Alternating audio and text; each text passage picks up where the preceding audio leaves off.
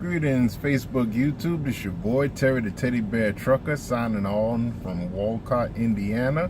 And I'm proud to say that today, November 4th, marks 1 year of Veterans Pride Transports LLC being in business. Thank you.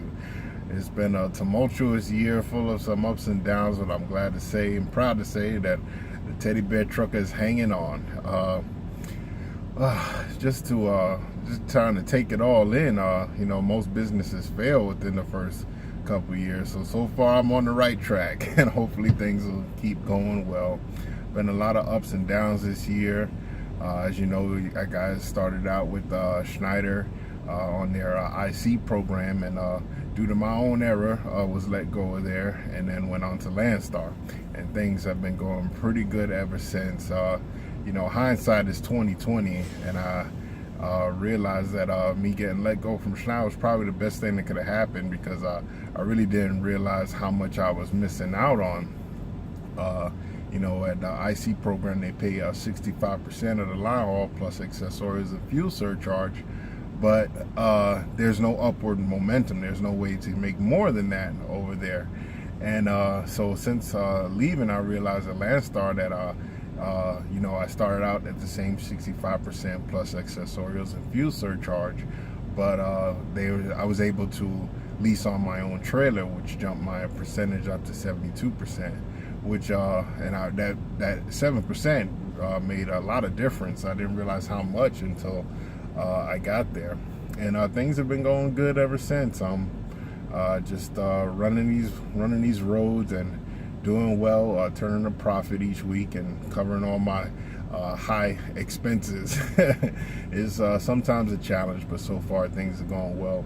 You guys gotta forgive me if it's a little dark. It's at nighttime here in Indiana, and there's not too much light in the cab, so hopefully you guys can see me okay. But what else can I say? 1 year. Wow, I can't believe it. 1 year surviving startup in a black veteran-owned business. So I had some strikes against me to begin with, but so far things are going well. And hopefully in another year, I'll have 2 years in business, and I can start qualifying for some trade lines to start expanding my fleet. Hopefully start hiring some drivers as well. Made a couple of new friends since I got into the trucking industry. Hamlet Dubois, who's over at Forward Freight Systems, cool guy, man. But we talk a lot, and comparing ideas and stuff. We actually met up a while back and shared an idea. I think the video was posted on here as well.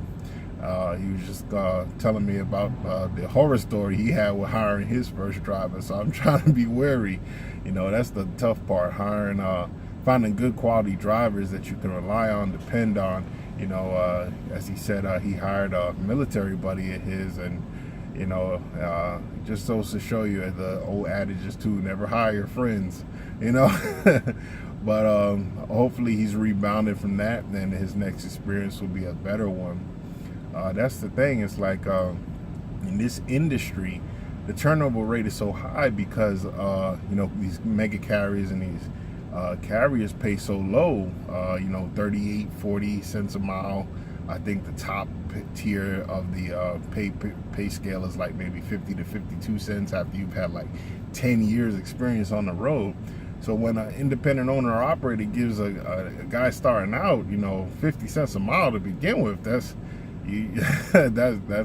like unheard of. So I don't understand why people that want to be in this industry, that want to be truck drivers, don't do what they need to do to keep that kind of salary, because that's a really good salary. There's weeks where I don't even get paid 50 cents a mile, when all is said and done. What else? In terms of the taxes, I'm anxious to see what my end of the year earnings actually will be, considering all my expenses that I've had through the course of the year, and I've been paying my quarterly taxes. I'm really anxious to see what my return will be at the end of the year. I've been using ATBS for my first year in business. I don't think I'll continue using them next year. I think in January I'm going to try and find a new accounting firm, because I really feel that they've missed a lot of stuff during the course of the year, a lot of expenses and deductions that I could benefit from. So I'm really waiting to see what my end of year taxes will be. And like I said, I don't think I'll be using them next year.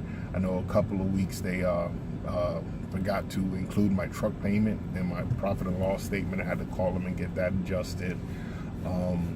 They get settlements from Landstar to show basically what I'm being paid and also how much fuel I've used. But I still think they miss a lot of stuff, a lot of deductions. And so I'm going to be looking for another CPA. If you guys have any suggestions on a good trucking CPA that is very good, excellent, and doesn't miss stuff and make sure you get all your deductions, please let me know. You can put a comment here or send me email at terryrushing902@gmail.com. What else is going on? Yes, falling into the winter time, so things are getting. I'm anxious to see what the market is going to be like in the next couple of months, especially with that ELD mandate dropping down, coming upon us. Basically, a little over a month away before that mandate takes effect. So I'm anxious to see what that does to the market. Hopefully, the rates will go up. Not that they're too bad right now, ever since the hurricanes, Harvey and everything down south, and in Puerto Rico. That seemed like it had even though it was a devastating events, they seem to have a positive turn in the market. Kind of feel bad though. It's like the market has benefited from the desecration of all these people. Hopefully there weren't too many casualties and people were able to recover from that. But it's something to think about. When negative happens in this world, it seems like it benefits others in strange ways, and who knows what the future's going to hold. Been a lot of talk about these changes in the FMCSA. They hired a new CEO, so it seems like on some things he's more willing to listen to drivers. I think that the protests of the black and blue events, I think it made an impression. It's too early to tell whether it's for the best, for the better, or for the worse, but hopefully things in the industry will start to turn around a little bit, because it seems like the drivers get the short end of the stick every day, day after day, year round. And I think it's time. We've come a long way since the days of like Jimmy Hoffa and the trucking, what do you call it, consortium. But I think that we've forgotten a lot of that, of how much power we as even truck drivers have if we stick together and come together and have a set standard that we all try to strive for. And I doubt there'll ever be another union organized trucking type union going forward, but if it was possible, I think it would benefit us even more. What else? I been watching a lot of the guys on YouTube, and still chatting with a couple more guys, meeting other people in the industry. Anthony Newhouse is another good guy. Moved up to my neck of the woods. At one point I was thinking about switching carriers to Travel Loco, but unfortunately they don't have their own base plate program, so I would have to secure my own plates had I went over there.